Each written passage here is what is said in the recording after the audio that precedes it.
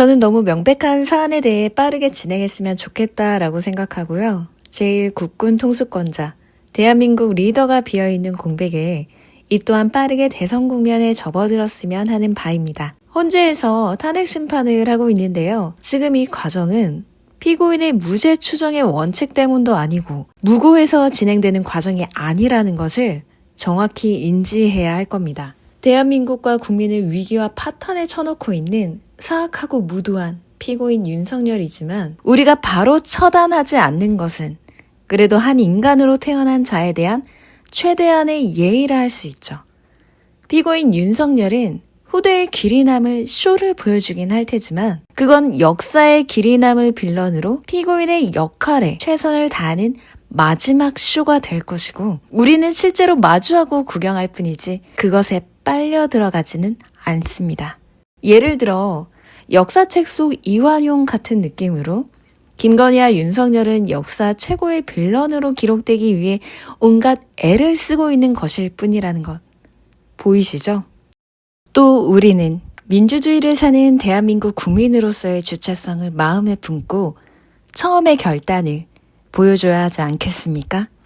탄핵 인용이라는 헌재의 빠른 결정과 결단을 기다리고 있는 현 시점.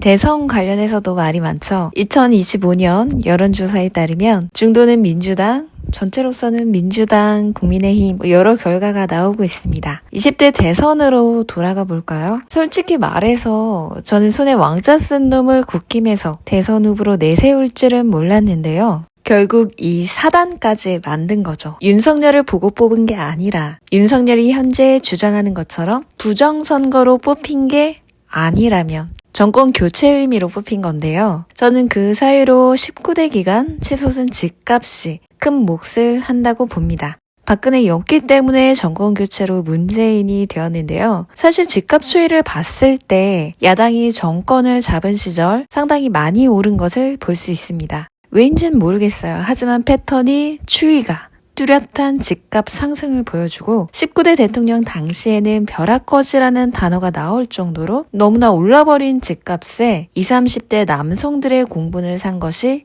사실입니다. 20, 30대 여성들에게도 집값이 오른 것은 매한가지인데 특히나 20, 30대 남성들이 더 분노한 것은 그들이 가부장적 사상을 조금 더 가지고 있어서일 수 있다는 거죠. 예를 들어 남자들에게는 어릴 때부터 이런 말이 있죠. 결혼하려면 최소한 집은 남자가 해야 한다라든지 남성들을 향한 말들이 내려온다는 말이죠. 여자들에게는 그런 언어로 규정된 틀을 따로 듣고 자라지는 않습니다. 다른 분야의 고정관념이 언어로 규정되어 들으며 자랄 수는 있지만 집이나 재정 관련해서는 내가 집이 있어야 미남을 데리고 산다. 이런 류의 얘기를 듣고 자라지는 않는다는 거죠. 그런데요.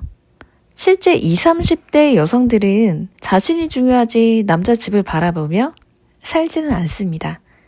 치솟은 집값에 분노하는 20, 30대 남성들에게 제가 하고 싶은 말은 그냥 여자나 남자 모두 자기 자신을 먼저 챙기는 게 우선이고요.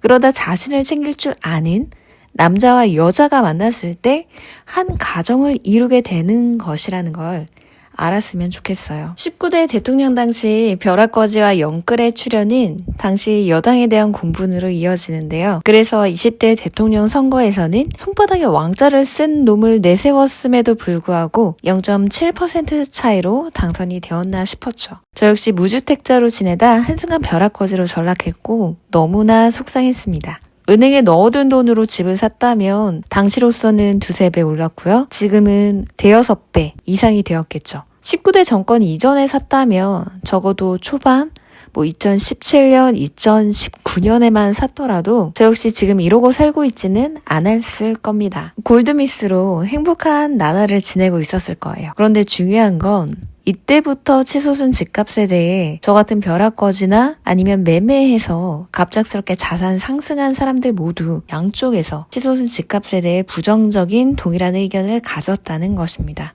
저는 21년 집과 오피스텔을 매매했는데요. 이때보다도 지금 더 오른 것을 보면 보수도 집값이 상승하는 건 동일한 것 같습니다. 물론 그 정도 급격한 건 아니지만 제가 매매했던 21년도에서 지금으로 보면은 억 단위로 집값이 오른 건 사실이에요. 그때 당시에 느꼈던 상대적인 박탈감에도 불구하고 20대 대통령 선거에서 이재명이라는 인물에 한 표를 던진 거는 말 그대로 정권보다는 인물에 대한 믿음이었고요. 저는 이재명을 성남시장 때부터 워낙 민주당 치고는 경제, 실리, 실용주의 성향으로 분류를 했고 10년 전만 하더라도 보수가 경제, 진보가 이념을 대표했다라고 하면 이재명은 이념 속에 핀 보수의 향기랄까? 양쪽의 장점인 성향을 모두 지닌 인물로 진보의 거물이 될 가능성이 보였던 거죠. 현재는 실제 민주당의 리더가 되었고 자신이 말한 것은 실제로 하는 사람, 실제로 보여주는 사람으로 분류되고 있습니다. 이재명이라는 인물을 먼저 봤고요. 집값은 설사 진보의 어쩔 수 없는 매너리즘이라고 할지언정 지금 썩어 문드러진 보수보다 낫다고 생각하는 것이죠. 민주당은 이제 뭉쳐서 정권 교체뿐 아니라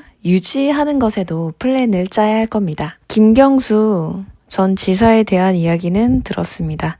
민주당은 항상 대선 주자로 나온 사람에 대해 먼저 끌어내리려는 속성이 있는데요. 그런 안 좋은 습관 빨리 버리십시오. 결코 좋지 않아요. 김경수라는 분께서 민주당의 탄압으로 억울하게 옥살이도 하셨고 저는 잘 모르지만 꽤 당내에서 인지도가 있으신 것 같더라고요. 하지만 지금은 아니잖아요. 일단 대세로 먼저 정권 교체를 하고 정권 교체의 인물이 대한민국 잘 이끌고요. 이어서 정권 유지할 때 나오셔도 되지 않겠습니까? 일단 지금 단합해서 큰 조력하는 모습을 보여준다면 다음 민주당 대선 후보로 무리 없이 자리매김하실 수 있지 않겠어요?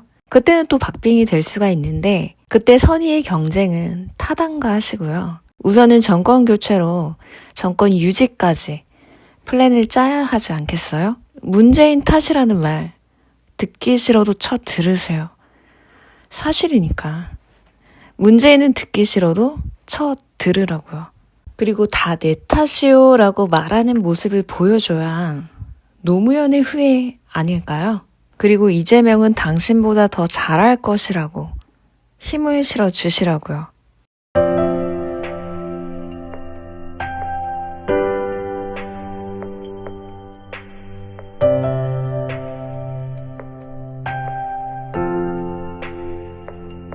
그런데 중요한 건 저 같은 벼락거지나 또 자가를 보유해서 자산이 2~3배, 대여섯 배 상승한 사람들 모두 이 시기에 치솟은 집값에 대해서는 모두 부정적인 동일한 의견을 가졌다라는 거죠.